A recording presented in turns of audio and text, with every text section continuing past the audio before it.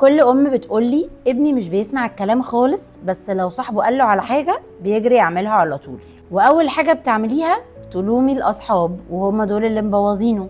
لكن خليني اقولك الحقيقه، المشكله مش في الاصحاب، المشكله في البيئه اللي احنا عملناها. في البيت كلامك اوامر وتوجيهات، مفيش مساحه للنقاش، رايه مش مهم، بيحس ان محدش فاهمه. مع اصحاب بيحس بالقبول والفهم، رايه محترم ومسموع، مفيش احكام، بيحس انه جزء من مجموعه. دماغ المراهق مبرمج بيولوجيا ان يدور على كذا حاجه: الانتماء والقبول، الاحترام والتقدير، الحريه في التعبير، المساواه في النقاش. ولو مش لاقي ده في البيت هيدور عليه بره. بصي على البيئه اللي انت خلقتيها، بتتكلمي معاه ازاي؟ بامر ولا بالحوار؟ هل بتسمعي رايه قبل ما تاخدي قرار؟ لما بيغلط بتعاقبيه ولا بتشرحي؟ هل بتحسسيه انه مسموع ومفهوم؟ لو عايزه ابنك يسمع كلامك زي ما بيسمع كلام صحابه، خلي البيت مكان امن للتعبير. اسمعي قبل ما تحكمي، اتكلمي معاه كانه ادلت مش طفل، حد كبير يعني. احترمي رأيه حتى لو مختلفة معاه، خليه يحس ان صوته مسموع. صحابه مش الأعداء،